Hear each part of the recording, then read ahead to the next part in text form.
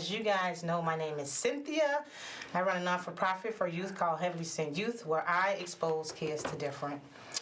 And so, this young man that's sitting next to me, his name is Kevin. Kevin is awesome. We share the same vision. And I wanted Kevin to come on because what Kevin does with his youth is something totally different. So, I'm not going to take over because you guys know who I am. I'll give you a better introduction at the end. So, Kevin, we're going to let Kevin talk. Kevin, tell us who you are. Hi, everybody. I'm Kevin. I am, do you just want me to start from the beginning? Sure. Oh, all right. Well, I grew up in Northwest Ohio in a small town called Sylvania, just outside of Toledo. And I think that I experienced my calling into, I don't want to say youth ministry, but I remember I got a fishing pole for not Christmas, but a birthday when I was like 6 or 7 years old, and I was outside, and I was like casting the fishing pole in the yard, and I looked up at the sky, and it was like a blue sky, sunny day, and I just had this like sense that there was something up there, and it was like, I don't know, it just was a peaceful, calming feeling, and that was before I knew anything about theology or anything. And then I remember going to, my parents used to always take me to CCD. We grew up in the Catholic Church, and we weren't serious churchgoers, but I just remember going to CCD on Wednesday, which is kind of like the Catholic version of Sunday school, and hear the stories about Jesus, and I was always intrigued, and I always kind of thought about Jesus walking on water and calming the storm the same way that the math teacher would talk about math. And it wasn't until I was in the 6th grade standing on the wall kind of playing dodgeball, waiting for our parents to pick us up from CCD, and some of my buddies were talking about something that had happened, and I'm like, well, Jesus walked on water, and they all looked at me like that, and I was like, ooh, I said something different. And it was like the first time that I thought that that I realized that the stories that we tell in church are different than the stories that different than a math teacher, and that you had to kind of have faith in that, and kind of put that on hold, and fast forward until high school, and always never liked going to church. Like, I would always act like I would, I would always act like, well, I mean, it was, I don't want to say boring, but I'm bored everywhere unless I'm outside riding a dirt bike when I was a kid.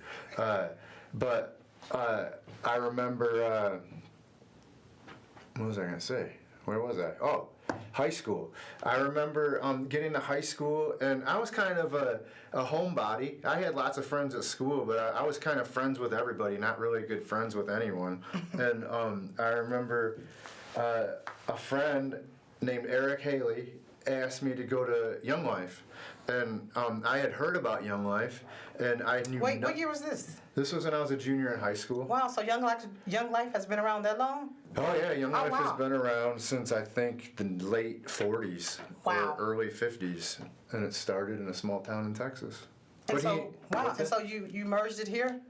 No, it's all over the world. Oh, I didn't know that. Yeah, but he invited me to Young Life, and this is the fascinating thing. Like, I know when I was a high school kid, you'd walk down the hallway and you'd always be kind of looking at people, and I don't know what everybody else is like, but I would always be comparing myself to people and being like, where do I fit? Am I like more popular than that person or less popular than that person? Like, am I, but Young Life was a place where it was the first time in my life I experienced zero social structure, and everybody was equal, and it was like the cool kids were hanging out with the quiet kids, and the smart kids were hanging out with the people that went and smoked underneath the bridge in front of our school, and it was like everybody was just together, and it was awesome to me.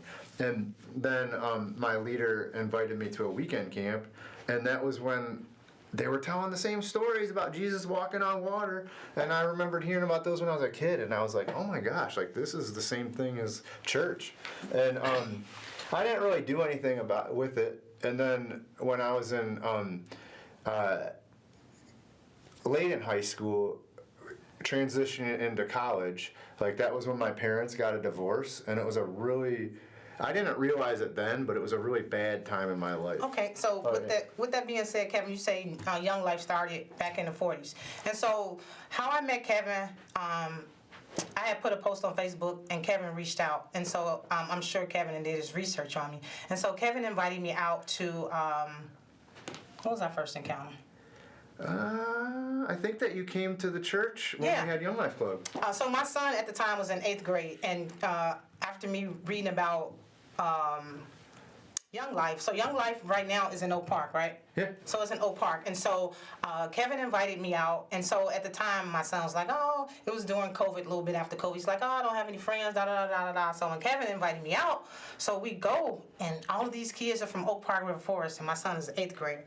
And when I tell you guys, and so my son real laid back like me, and when I tell you guys, my son had a ball. The fact that it was a diverse community spoke volumes to me, and everybody treated him as he was equal. And so they had all these team building games. They was playing in the church, and and Kevin was giving them the gospel. And then at the end, I was so impressed because they had Matthew, right? Yeah, Pastor Matthew. Pastor Matthew. Free church. How old is he? Oh shoot, I don't know. I'll say he's about He's younger 25. than me. He's a cool kid still. And he rendered the word. So all these kids, and guess what? The kids want to, now I'm going to call them kids, the teenagers want to be there. And so it's funny because I made another post the other day. So that was the last time I seen Kevin. And then my son, he now is in high school, and so he's doing his own thing. And so I made another post, and Kevin reached out. He was like, hey, Cynthia, come to the Young Life training, right? Yeah. Training. And so I'm like, okay, go to Kevin's house. And he opened the door, and guess what, guys? They were having Bible class. I was like, what? And it's funny that you just made mention of when you fished. So the lesson was when Jesus stepped on a boat. What scripture was that? Oh yeah, that's Luke 5. Luke 5. And they were talking, and so it was real cool. So they was reading. There was some teenagers there. I mean, it was so cool because honestly, I don't think I've been to Bible class in probably the last 3-4 years, so I really enjoyed that. So again, I'm thinking I'm going in for a training, and then here we are engaging in Bible class. It was so cool. And so what Kevin does is, I called you the CEO. I'm sorry, I called him the CEO. Area director. Area director of Young Life. And Kevin, tell us what Young Life is and your mission. Yeah, our mission is to introduce kids to Jesus and help them grow in our faith. But if you know Oak Park and River Forest, Oak Park is a really progressive town, and I learned that not all parents in Oak Park want their kid to be involved in a religious youth group. And so yeah.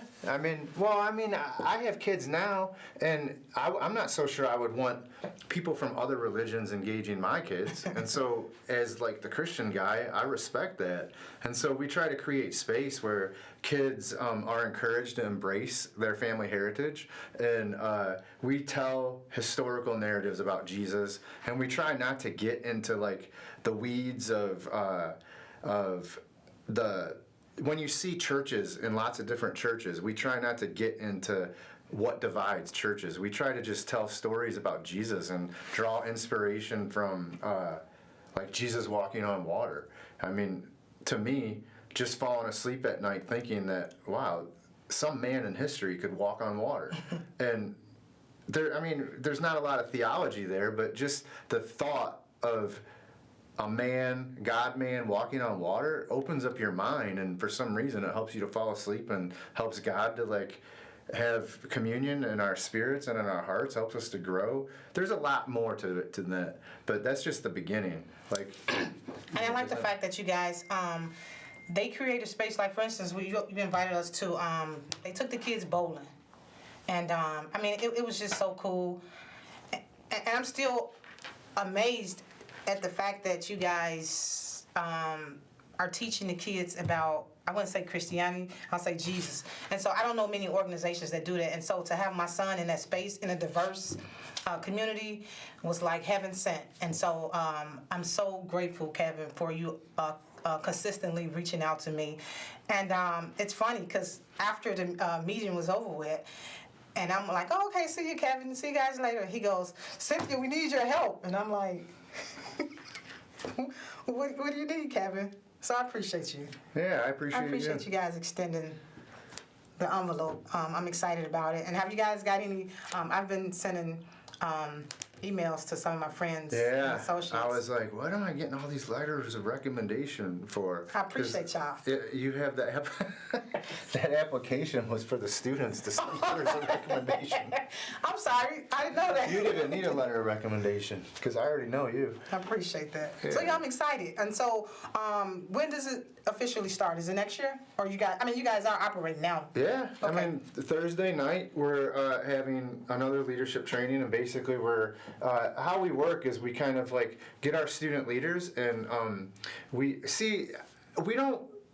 How do I say it? Like, I guess like Christians talk about discipleship and that they use the term disciple. I think that we're trying to translate like Christian terms into what kids are used to hearing at school. And so we say we mentor kids by supporting and encouraging the positive interest in their life. And it's kind of back to that story about Jesus he like saw Peter and he asked Peter to step in the boat, and Peter was having a bad night fishing, and Jesus supported and encouraged Peter's positive interest in fishing by saying, hey, come on out to the deeper water. And Peter was like, oh my gosh, I haven't caught anything all night, but because you said so, I'll try it. And he caught all these fish, and then he like realized that he was in the midst of a miracle, and he fell to his knees, and he talked about all the ways that he was told he wasn't good enough, and that his life fell short. And so our hope is that like we bring adults into the lives of kids, and we tell adults, just keep it simple. Try to learn kids' names, and try to support and encourage the positive interest in their life. I love and that. That's like the beginning of the mustard seed that Jesus talked about. He said that the kingdom of heaven is like a mustard seed, and when it's planted into our hearts, it grows, and it just grows into the biggest tree in the garden, so big that the birds nest in it and that you can find shade underneath it. So you may mention that you have a youth meeting Thursday. So what are the expectations of a youth leader? And tell us what a youth leader is. Oh, that's a good question, because our youth are trying to figure that out themselves. It's imperfect, believe me, but I love our kids, and I mean, basically, it's just the core group of kids, and it's kids that are interested in wanting to learn more about Jesus themselves, but more importantly, they want to love and serve their high school, and they want to try to create a culture where you can walk up to anybody and be friends immediately. I love and it. we're trying to break down all the barriers in the high school that are dividing kids, so that there are no cool kids anymore, and there are no loners anymore. That all kids. Oh, now I'm gonna start crying. And those kids show up. I mean, how many kids if all kids are active, how many kids do you guys how many kids congregate in one setting? Yeah, we try to use the Jesus model, and we try to start with 3 to 5 solid kids that we know really well, that have a vision for what we're doing, and then we expand that out to a student leadership team of about 12 kids, and we give them the vision for inviting their friends, and we teach them how to use the Young Life Club to, what we do is we teach them to make friends with people that are kind of on the periphery of their experience. That's awesome. The kids that like when you're in high school, you usually by the second or third day of the semester, you're locked into who you associate with. I agree. And what we try to do is we empower kids to be like, hey, you're the people that has to take on the awkward and make friends with the people outside of your group. And Young Life Club is the space that they invite their friends into, and we try to grow this community, and by the end of the semester, you have like this whole new group of kids that are all friends together that weren't friends at the beginning of the semester. That's awesome. And then the semester ends, and then the next semester starts, and we just start the thing all over. Because I think Bowling, you guys had over 50 kids, right?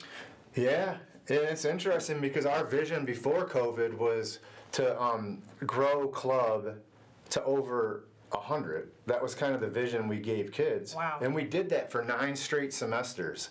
And then COVID started, and like you could only have a certain amount of kids in the room. Right. And kids got used to the smaller group, and kind of our last year's student leader team, kind of they had the vision for like 30, 40 kids. And this year's student leader team kind of wanted more. And It's kind of interesting because last year's student leader team, let me say something. 3 generations ago, the student leader team, it was the minority kids in the high school, primarily black kids, kind of rose up, and they wanted minority space because they felt like everything that they walked into in the high school, they kind of had to whitewash themselves, is what they said. Wow. And here's, as a white man from Ohio, this is kind of the big lesson I learned. You can find my close friends Nazareth and Nalie Bryant on TV playing football right now. And Nazareth, like, he explained to me one day. Wait, TV as in NFL TV? They're both in college. Oh, okay. I was gonna get some free tickets. Yeah, hopefully they'll be in the NFL one day. But Nazareth, he said to me one day, when I realized that suddenly I was the only white person in the room, wow. I said, Naz, how come all the black kids come to Young Life? And he's like, Kev, we like pizza. And then everybody started laughing. But then it kind of quieted down because we were in a cabin at fall weekend about to fall asleep. And everybody quieted down after laughing. And then I hear this. And he comes up to me, he goes, Kev, you don't understand what it's like to be a black person. Wow. Wherever we go, we feel like we're where we're not supposed to be. And he goes, black people come to Young Life because they know there's white people there that will love them. Wow. And I didn't really understand like what that meant, I don't know. It's just an amazing thing that he taught me. That's interesting, and there's a lot of truth to that, Kevin. Yeah, and like you hear me say the fact that it's diverse and everybody is treated equal. So I pretty much said that without saying it. So I can totally relate to that. Yeah, and so I think that what he taught me too is like that. What we try to do now is we try to keep Young Life in Oak Park. You got to understand, Young Life is all over, and it's different in every community, and it's kind of, there's people doing what I do in communities all over Chicago. But in Oak Park, what we've done is we try to keep Young Life as a minority majority. Does that make Absolutely, sense? totally. And how we do that is we never allow, the majority in Oak Park is white kids, obviously. That's 53% white. We never allow more than 2 white student leaders at any time. And we try to make sure that the minority is the majority. And that usually, what ends up happening is that when you look at kind of the snapshot of any club, that usually ends up being a snapshot of the demographic of the community. That's true. That's important to us because what Nazareth taught me about the struggle of minority kids, as a white person coming from Ohio, which was all white, I never understood what that was. But I'm starting to learn now, and that's kind of my heart and my passion. And so, Kevin, I also remember at the meeting you were saying that you guys do a retreat, right? Yeah. Is that like a Bible retreat? Well, it's as much Bible retreat. I mean, Young Life is geared to reach the furthest kid outside of the reach of the church. Okay. And so we're looking for kids that aren't interested in this stuff.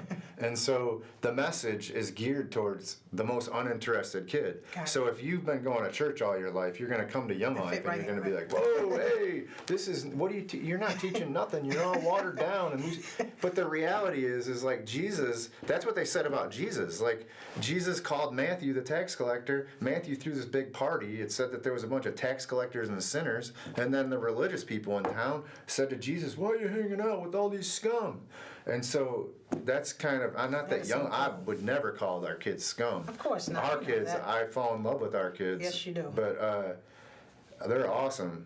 And I forgot what I was going to say. So. No, I'm overwhelmed because, like I said, I don't, majority of the youth organizations that I know are predominantly African American, and none of what you're saying is what's being implemented in these programs. For the most part, on the west and south side, everything is sports driven, and so that's why I go the route I go, because again, not every kid wants to play sports, and so you have to expose the kids. Exposure expands the brain to want to take in other stuff, and so I know that because growing up, my mom made sure we had the exposure far beyond our reach, and that's why I'm able to do the things that I'm doing with the kids, because I get it. And like you said, being able to put them in a space like yours and my son, because that's definitely what I always wanted for my son, is the diversity and be able for him to be comfortably around other ethnicities. And so he went to North Central College Junior Senior Scholar Program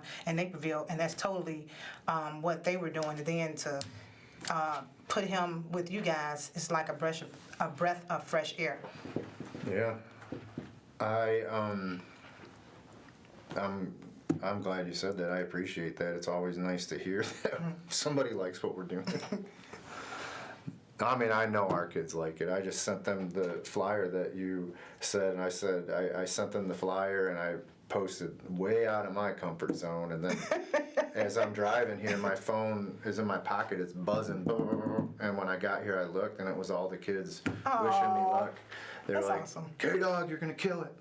And so after this is completed, CanTV, they'll edit it and it'll go on YouTube. And of course, I'll send it to you. So Oh, you better edit this. They'll definitely be happy with your presentation. You did well, Kevin. You're natural. Look at you. You're natural. I mean, I was sitting there and just watching you just talk about the Bible. I'm like, Kevin is unique. And then the fact that one of the kids made mention that his freshman year, no, I'm going to go to this. So the fact that Kevin goes to Oak Park, River Forest for sports and things like that, so he's making himself a familiar face because like you said, you know, I wouldn't want my kid to go with you and I've never met you or he hasn't been exposed to you. So the fact that you're going into the high school, being a presence, going to the football games, showing up, you know, meeting kids where they at. Now they like the guy says, like, yeah, I'm like, who's that guy with the glasses? And so now the kids are comfortable because they see you. And now all the other kids are going, you know, to what Kevin is, you know, where Kevin is going. And so now the kids, now they all trying to come and figure out what Kevin got going on. Yeah, I say something about that too. We definitely we do what's called contact work, and we just go wherever kids are. But we're really strategic about it, and we try to kind of get kids from all different pockets of the high school, and we try to choose our leaders so that they're spread out, so that our leaders are like bringing all different types of kids. And I think one of the things that makes what we're doing unique is that it's really important to me, especially now that I'm a parent, to only take like the spiritual, religious, Christian-oriented message as deep as we have relationships with parents in the community. And so when new kids come, our message like reflects that, because we don't want to be teaching kids stuff that parents might not want their kids to be learning. I like that. And so I believe that Jesus lives in the hearts of believers, and that people can experience Jesus by the love that we have for each other. And so you don't really always have to use words. That's not to say that we don't use our words, because when we get kids that we know, just like Jesus did, he took the kids that he knew the best and he explained the deep truths to. But when he was talking to people that he didn't know, he always talked in stories, and it was relatable to everybody. And it wasn't like he was given like a hardcore, deep Christian theological message that you might hear from a theological scholar on the radio or something. Well, Kevin, our time is up. I really appreciate you coming in. Hope the ride wasn't too bad for you. And of course, thank my parents for my support system. My son is awesome. My son's brother, my cousins, and just everybody that supports me, my family and friends. And also CanTV for giving me this outlet. And of course, God for just keep giving me the strength to do what I do. Anybody you want to give a shout out to, Kevin? My wife, my son, my daughter, and all the kids at the high school. So I will see you. I'll be over there Thursday. Again, thank you guys for tuning in to Heavenly Sent Youth and People You Should Know.